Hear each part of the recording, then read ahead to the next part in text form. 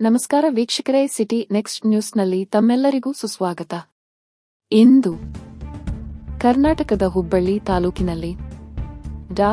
B. R. Ambedkar ರವರು ದೇಶದ ಸಂವಿಧಾನ ರಚಿಸುವ ಸಮಿತಿಯ ಪ್ರಮುಖರಾಗಿ ಸಂವಿಧಾನ ರಚಿಸುವ ಮೊದಲೇ ಸುಮಾರು 20 ವರ್ಷ ಮೊದಲು ದಿನಾಂಕ 25 ಡಿವಿಷನ್ 12 ಡಿವಿಷನ್ 2024 ರಂದು ಸಾವಿರಾರು ವರ್ಷ ದಲಿತರ ಶೋಷಣೆಗೆ, ಮಹಿಳಾ ಶೋಷಣೆಗೆ, ಜಾತಿವಾದಕ್ಕೆ, ಅಸಮಾನತೆಗೆ ಕಾರಣವಾಗಿದ್ದ ಮನುವಾದಿಗಳ ಗ್ರಂಥ ಮನುಸ್ಮೃತಿಯ ದಹನ ಮಾಡಿದ ಕಾರ್ಯಕ್ರಮದ ನೆನಪಿನ ದಿನದ ಅಂಗವಾಗಿ ಮತ್ತು ಇತ್ತೀಚೆಗೆ ಹಲವು ಮಠಾಧೀಶರು ತಮಗೆ ಗೌರವಿಸೋ ಸಂವಿಧಾನ ಬರಬೇಕು ಅನ್ನುವ, ಸಂವಿಧಾನ ಬದಲಿಸಲೇ ಅಧಿಕಾರಕ್ಕೆ ಬಂದಿದ್ದೇವೆ ಎನ್ನುವ ಮತ್ತು ರಾಷ್ಟ್ರದ ಹಲವೆಡೆ ದೇವಾಲಯ ಪ್ರವೇಶಕ್ಕೆ ಸಂಬಂಧಿಸಿದಂತೆ, ದಲಿತರಿಗೆ ಪ್ರವೇಶ ನಿರಾಕರಣೆ ಹಾಗೂ ವಿರೋಧಕ್ಕೆ ಸಂಬಂಧಿಸಿದಂತೆ ಮತ್ತು ಇತ್ತೀಚೆಗೆ ದೇಶದ ಗೃಹ ಸಚಿವ ಅಮಿತ್ ಶಾ ಸಂಸತ್ತಿನಲ್ಲಿ ಸಂವಿಧಾನದ ಮೇಲಿನ ಚರ್ಚೆಯಲ್ಲಿ ಭಾಗವಹಿಸಿ ಮಾತನಾಡುತ್ತಾ ಅಂಬೇಡ್ಕರ್ ರವರ ಹೆಸರಿನ ಬದಲು ದೇವರ ಹೆಸರನ್ನ ಜಪಿಸಿದ್ದರೆ 7 ಜನ್ಮದ ಸ್ವರ್ಗ ಸಿಗುತ್ತಿತ್ತು ಎಂದು ಹೇಳುವ ಮೂಲಕ ಅಂಬೇಡ್ಕರವಾದಿಗಳಿಗೆ ನರಕವೇ ಗತಿ ಎನ್ನುವ ಪರೋಕ್ಷ ಹೇಳಿಕೆಗಳೆಲ್ಲವೂ ಸಂವಿಧಾನ ಹಾಗೂ ಶಿಲ್ಪಿಯ ಜೊತೆಗೆ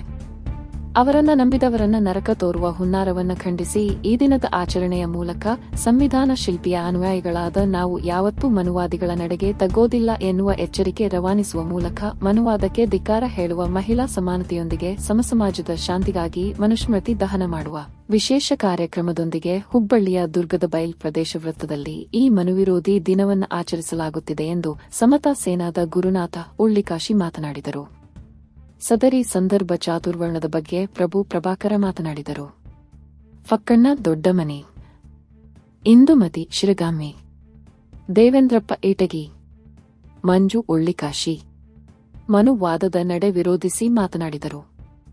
ಸದರಿ ಸಂದರ್ಭದಲ್ಲಿ ಫಾರೂಕ ಶೇಖ್, ಇಂತಿಯಾವ ಬಿಜಾಪುರ, ಬಾರಾ ಖೋಜೆ, ರಾಘು ಬಸವಂತಕರ, ರವಿ ಕದಂ, ಅಜ್ಮದ್ ಪಠಾಣ, ವಾಸೀಂ ಬಾಷಾ ಮಾಸನೂರ, ಇಂತಿಯಾವ ಬಿಳೆಪಸಾರ, ರಾಜು ಮರೆಗುದ್ದಿ, ಶಂಕರ ಕುದುರಿ, ರಾಜಾಸಾಬ್, ಮಹೇಶ ದಾಬಡೆ, ಇದಾದ ಉಪ್ಪಿನ ಹಾಗೂ ಬೀದಿ ಬದಿ ವ್ಯಾಪಾರಸ್ಥರು, ಬುದ್ಧ ಬಸವ ಅಂಬೇಡ್ಕರ ಅನುಯಾಯಿಗಳು ನೂರಾರು ಸಂಖ್ಯೆಯಲ್ಲಿ ಉಪಸ್ಥಿತರಿರುವ ಮೂಲಕ ಸದರಿ ಮನುಸ್ಮೃತಿ ದಿನವನ್ನು ಆಚರಿಸಲಾಯಿತು. ಹುಬ್ಬಳ್ಳಿಯಿಂದ ವರದಿಗಾರರು ಯೂಸುಫ್ ಎನ್ ಬೇಪಾರಿ ಇವರೊಂದಿಗೆ ಮುಂದಿನ ವಿಷಯದಲ್ಲಿ ಮತ್ತೆ ಭೇಟಿ ಆಗೋಣ. ಧನ್ಯವಾದಗಳು.